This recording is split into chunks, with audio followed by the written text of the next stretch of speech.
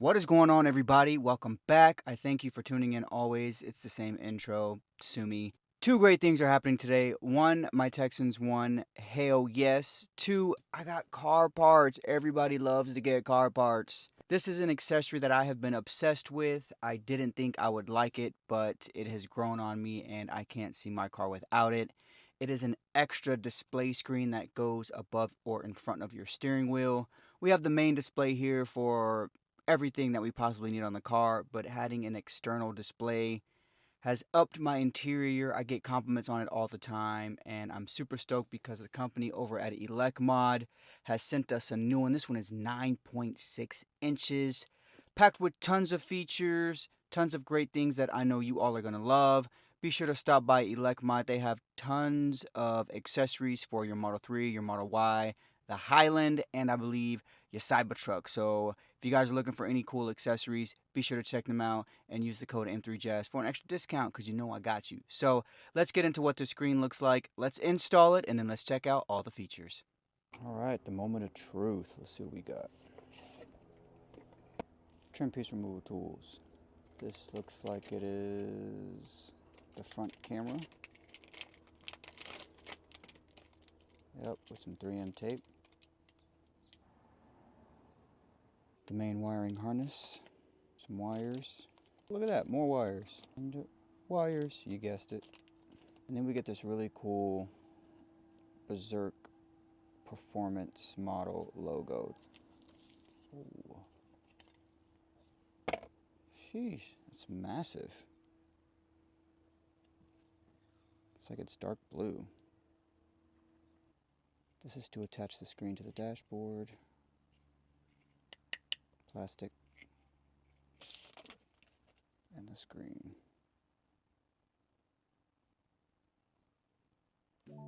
To begin, we're going to remove 3 trim pieces. This little triangle piece here just comes right off. This little rectangle piece, and then we're going to remove this trim piece here on the floorboard at the bottom. These all just pop out super easily. The main wires for the unit are going to be plugged in here in this blue outlet and white outlet. Next up is the dashboard, which pops right out. As we get back to the plugs, we're going to plug those in and tuck the wires away. It is a Y cable, so you're still going to have usage of your OBD2 port down there. Now, in order to mount the screen, you're going to have to count 29 holes from the left and make sure you mark that because that is an integral part of this process to make sure the screen is centered and aligned. For the bracket and wires, we're going to thread these wires through the bottom of the bracket. We're going to do 2 wires for the front camera and 1 for the screen.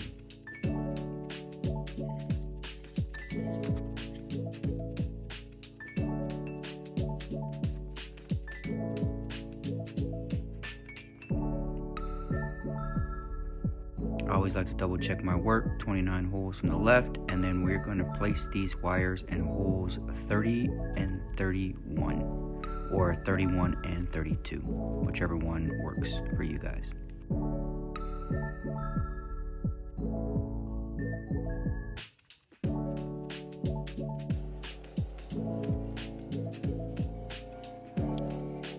Now once those are threaded through, we're going to plug them into the screen due to their cording symbol. You got a camera and then I think it's a power sign or something like that.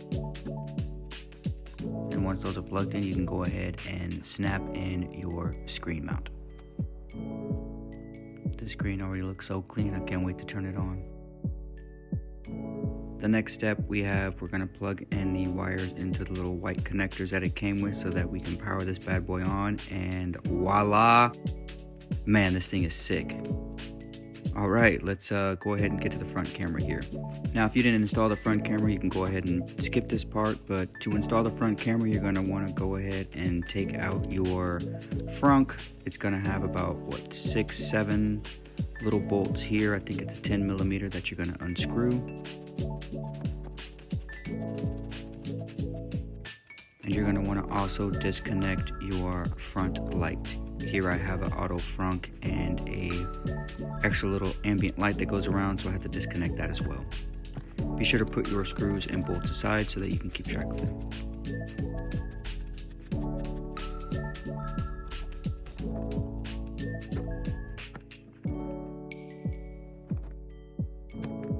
Once everything is properly unscrewed, the frunk should pop right out. Set that bad boy aside and we are good to move on to the next step. For this step, I used the fishing wire to get the cable for the front camera through the passenger side fender into the frunk. I made sure to tape it so that the wire didn't get messed up during the step.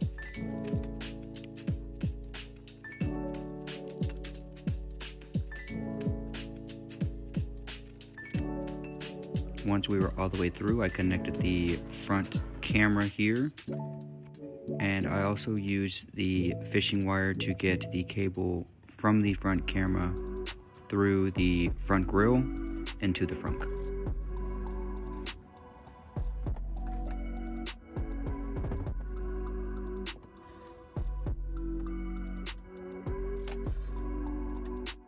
Once that was finished, we were moving on to mounting the camera. I chose to use the screws provided, so I had to drill 2 holes into my front grille. They're 2 very small holes, so you can barely see them. Once that is done, you're going to want to tape the cable for your front camera onto the fishing wire and thread that through into the frunk.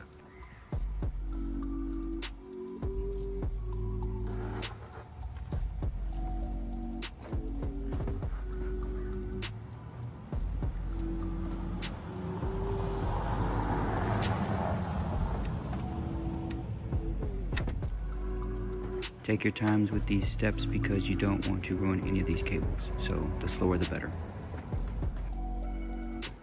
Now it's time to connect it and see what this front camera looked like. To get to the front camera, you're going to long press to the left on the right scroll wheel, and there we go. After that, I put some electrical tape on the front camera cables to make sure they are protected, and then I zip tied everything up to make it nice and tidy. And then we put the front back on and clean up all the inside, and we are good to go.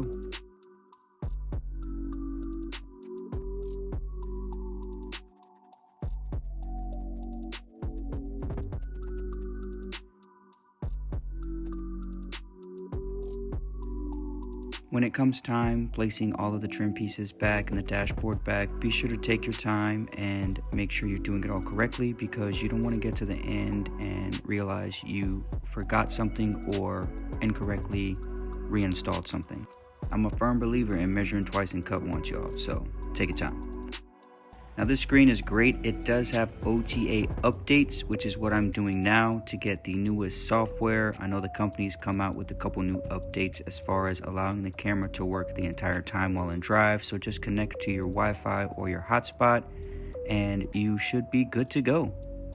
I think I went through like 4 or 5 updates and they're super quick. They didn't take longer than like a minute and a half, so.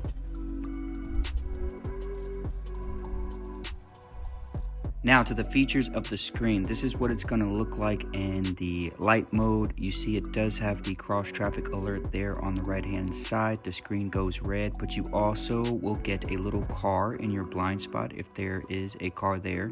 And as you brake, your brake lights do show up on the screen, which is pretty cool. So with this screen, you're going to get about 5 or 6 user interfaces that you can scroll through. Here's one right here, which is pretty neat. On the left side, you're going to have your current drive information. On the right, you can do your tire, PSI, Android Auto, Apple CarPlay, your settings. And then with this one here, your rear cross traffic alert, you're going to have a little car sign right there underneath the speedometer. It does show the region here with the green, and then if you're accelerating, it goes to the blue. On to the next option, you're going to have 5 different information user interfaces that you have on the screen, which is absurd.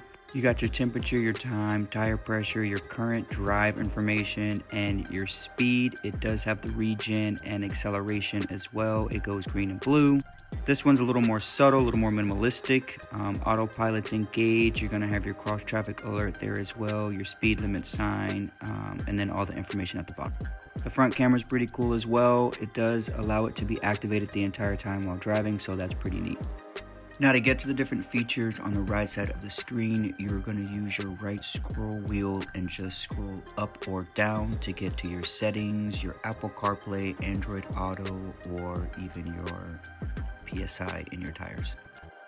And to switch from the different user interfaces, you just press up quickly on the scroll wheel or down, and it will switch for you. And to get to the camera, just long hold press to the left, and to get out of it, just flick to the left. So as mentioned before, it does come with CarPlay for Apple and Android users. You just connect your phone like normal and it pops up. Really cool interface. I really like the Apple CarPlay interface. It's the only one that shows a yellow warning sign when there is someone in your blind spot. I think that's a really neat feature that could be used on all the other user interfaces for the car. And then when you press on your blinker, it goes red. I really enjoy that feature. I just wish it was used on more of the screen interfaces. And to get out of Apple CarPlay back to the other screens, you just click to the left. If you are in autopilot, it does have the rainbow road feature, so that is always activated when you go into your autopilot modes. So you guys saw the light mode. This is the dark mode of the screen. I think it looks pretty great. This is what I use all the time, and here's what the screen looks like at night. Very bright, very minimalistic. I feel like this screen is so great in so many ways, and it makes the perfect addition to anyone looking to upgrade the interior of their Tesla Model 3 with an external screen. So if this 9.6 inch screen from our friends over at ElecMod is something that you could see yourself installing on your Model 3 or Model Y, I do have a discount code and the link in the description below. And if you need installations for some of these products or any Tesla products really, I do installations for the OC area, Southern California and LA. So feel free to hit your boy up. We can put a time on the calendar to get your cars hooked up. So as always, thank you for liking, commenting, and subscribing. If you're new to the channel, what's up? And if you've been here for a while, what's up? I appreciate you all, man. It's really cool to see you guys take on these challenges and do the installations yourself if you're up for it. As usual, be blessed, take care, and I'll catch you guys on the next one.